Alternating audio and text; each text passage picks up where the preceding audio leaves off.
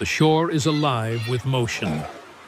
Australopithecus bodies crouch low, hands digging into the wet sand, prying limpets and clams free with sharpened flakes of stone. Children scamper close, their small fingers fumbling with broken shells, trying to taste the salt of life that keeps their kind alive. The tide withdraws, exposing a banquet of shellfish, but time is cruel. Soon, the water will return, and with it, the danger of currents and the sharp eyes of predators that patrol the shallows.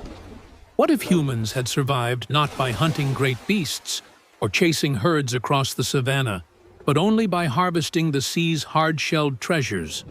Would their strength have been built from salt and tide rather than blood and bone? And how fragile would life become if one storm could strip away the very foundation of survival? The clan works with rhythm, the sound of stone striking shell, echoing across the shore like the beat of a drum. Their bodies glisten with sweat and spray, their movements deliberate, efficient, born from repetition across endless cycles of tide. They use woven grasses to bind clusters of mollusks together, carrying them inland, where the fires smolder, awaiting the meal. But survival never rests. Overhead, the call of gulls becomes frantic, circling not just for scraps, but warning of something else. Across the far curve of the shoreline, another band emerges, shadows against the glaring sun, another clan drawn to the same feast. Shellfish are plentiful, but never enough when hunger gnaws through growing groups. The first knot of tension forms silent, yet heavy. Both clans freeze chests, heaving eyes, narrowing.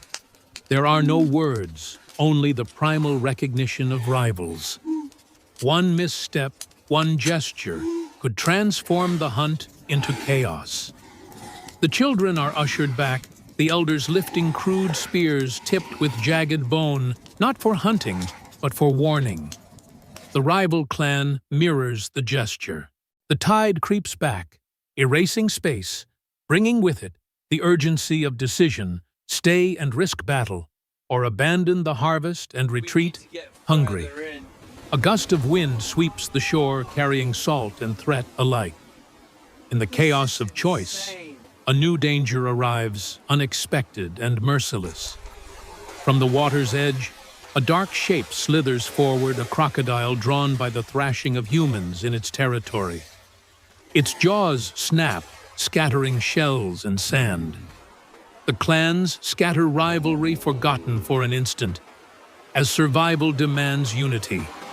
Rocks are hurled, spears jab at the monster's armored hide, the tide frothing red where the beast lashes.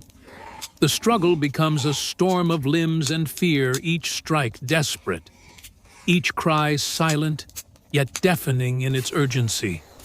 The crocodile lunges, seizing a young male by the leg, dragging him toward the waves. Panic erupts, kin rush forward, clinging, stabbing with stone, refusing to yield to the pull of the tide. The rival clan, driven by the same primal bond, joins the assault, their blows falling side by side with those they nearly fought moments before. The beast thrashes once more before vanishing into deeper water, leaving behind blood in the surf and the echo of shared survival.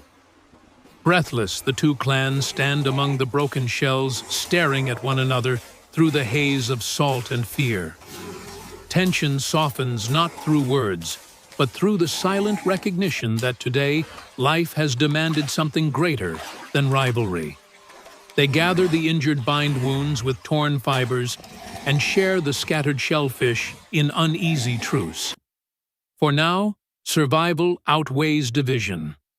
For now, the ocean has reminded them that all life bends before its power. As dusk descends, the shore transforms into a battlefield of shadows and flickering light.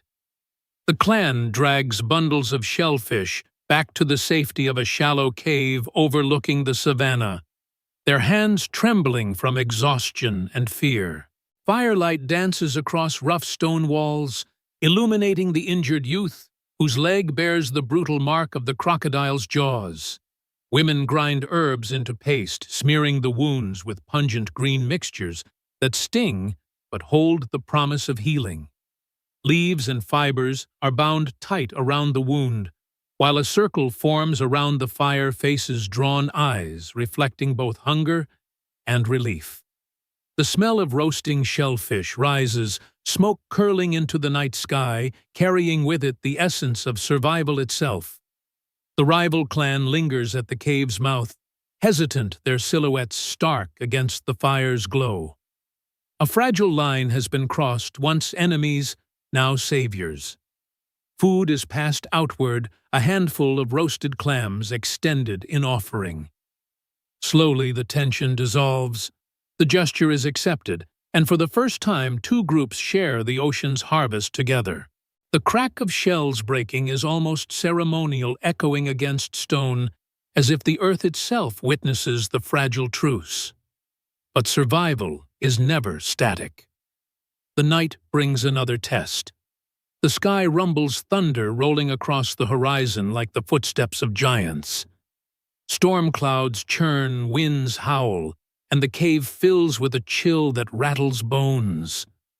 The ocean that sustained them by day now rises in fury waves, crashing against the cliffs with deafening force. Spray explodes through the cave mouth, drenching the fire, reducing its blaze to flickering embers. The clans huddle closer, pressing children between them, hands clutching stone tools and spears, as if they could fend off the storm itself. The tempest is merciless.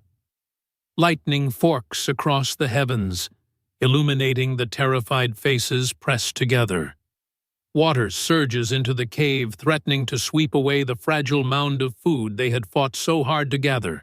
The tide climbs higher, dragging with it debris and the scent of salt-soaked death. The clans scramble, lifting children onto shoulders, clambering upward into the cave's upper recesses. Shellfish baskets tumble into the flood food, vanishing into the roaring blackness below. Hunger and survival hang once more in fragile balance. Morning comes not gently, but with silence, the kind that follows destruction. The shoreline lies devastated, stripped bare by waves. Shell mounds are gone, scattered by the storm. Pools of brine steam under the rising sun, but they hold no abundance, only fragments. Both clans emerge gaunt and weary, staring at an ocean that has betrayed them. The world has shown its merciless truth. To rely only on the sea is to risk everything in a single night. A decision forms wordless, but shared in the glance of leaders, in the shuffle of feet toward the grasslands. They cannot remain dependent on tides alone. They must move inland, explore rivers, forests, and perhaps discover other sources of life. Shellfish gave them strength, but storms revealed their fragility. The path ahead demands change. Yet even in this despair, something remarkable has taken root. Where once there was rivalry, now there is bond. They march side by side, two clans bound not by blood, but by shared survival, carrying the wounded and the fire of a new beginning. The inland path is harsh, the savanna stretching wide with grass taller than their shoulders, whispering in the wind. Every step away from the coast feels like abandoning certainty, yet the memory of roaring waves drives them forward. Hunger gnaws, but still they march, carrying fire in bundles of smoldering wood, and carrying their wounded on woven mats of reeds. The river, they discover, glitters like salvation, its shallows teeming with mussels, crabs, and fish. The clans surge forward, plunging their hands into the water stone flakes, prying open shells. Once again, the earth offers sustenance, but now it is not the endless ocean, it is the flowing heart of the land. The rivalries that once seemed natural now blur as survival forges something stronger.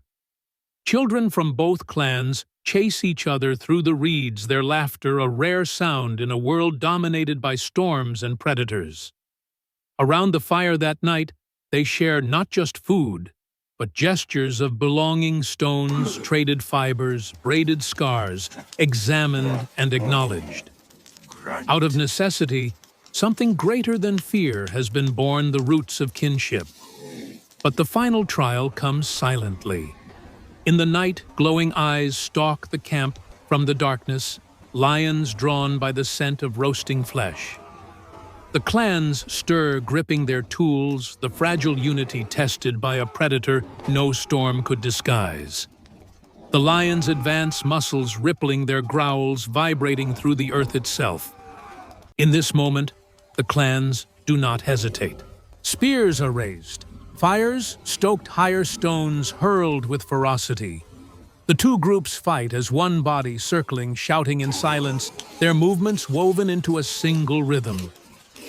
The lions retreat, at last, tails lashing, vanishing into the night. The humans stand victorious, trembling alive. Dawn breaks golden over the river. The clans, now one, gather in a circle, sharing a feast of river shellfish, roasted fish, and roots dug from the fertile banks. There is laughter, there is healing, and there is unity.